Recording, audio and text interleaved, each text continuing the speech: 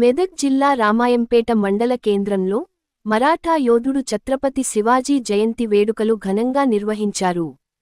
ఛత్రపతి శివాజీ 395వ జయంతి పురస్కరించుకొని స్థానిక ఛత్రపతి యువసేన ఆధ్వర్యంలో ఏర్పాటు చేసిన కార్యక్రమంలో పలు పార్టీల నాయకులు పాల్గొన్నారు. ఛత్రపతి శివాజీ మహారాజ్ విగ్రహానికి పాలాభిషేకం నిర్వహించి పూలమాలలు వేసి ఘనంగా నివాళులర్పించారు.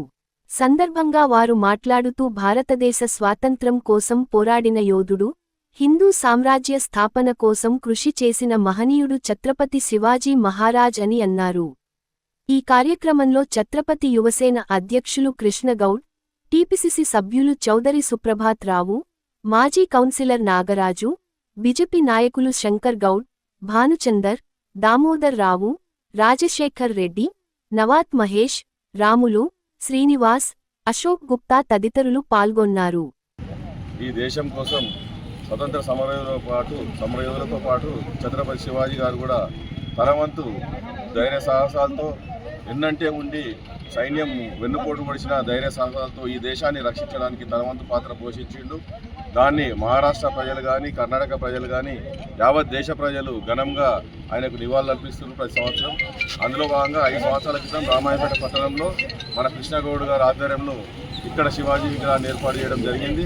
నేను మన పట్టణంలో అన్ని పార్టీల నాయకులు ఇక్కడ ఉన్నారు కాబట్టి, ప్రజలందరూ ఉన్నారు, అన్ని సంఘాల నాయకులు ఉన్నారు కాబట్టి, మనం బైపాస్ రాబోతుంది కాబట్టి ఆ చౌరస్తాలో ఛత్రపతి శివాజీ విగ్రహాన్ని రామంపేట మున్సిపాలిటీలో శివాజీ 395వ ఉత్సవం జరుపుకోవడానికి వివిధ పార్టీ నాయకులకు మరియు ప్రజల సుబ్రహ్మణ్య గారికి, రామన్న గారికి, ముఖ్యంగా శివాజీ ఉత్సవ కమిటీ కేకైన వాళ్ళ సమూహానికి పూర్తిగా నమస్కారాలు చెప్తున్నాం. ఎందుకంటే ఇటువంటి మనం కార్యక్రమాలు చేసుకుంటే యువత అన్నగారు చెప్పినట్టు తప్పుదో పట్టకుండా ఒక దేశం కోసం కొట్లాడిన వ్యక్తిని గుర్తించడం మన యొక్క అందరి బాధ్యత.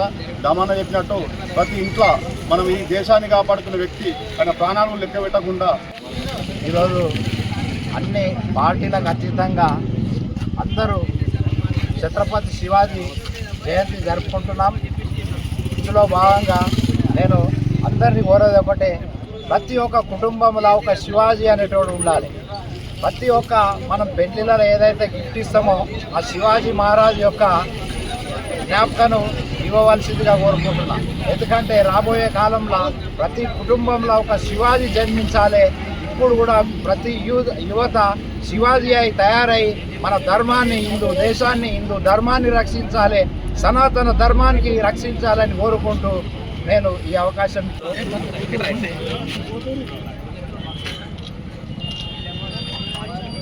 ఈరోజు రామాయంపేట మున్సిపాలిటీలో ఛత్రపతి శివాజీ మహారాజ్ జయంతిని వేడుకలను ఘనంగా నిర్వహించుకోవడం జరిగింది. ఈ కార్యక్రమంలో అందరూ కూడా స్థానికంగా ఉన్నటువంటి అందరూ నాయకులు, వివిధ పార్టీల నాయకులు, అదేవిధంగా యూత్ కూడా అందరూ కూడా పాల్గొనడం జరిగింది.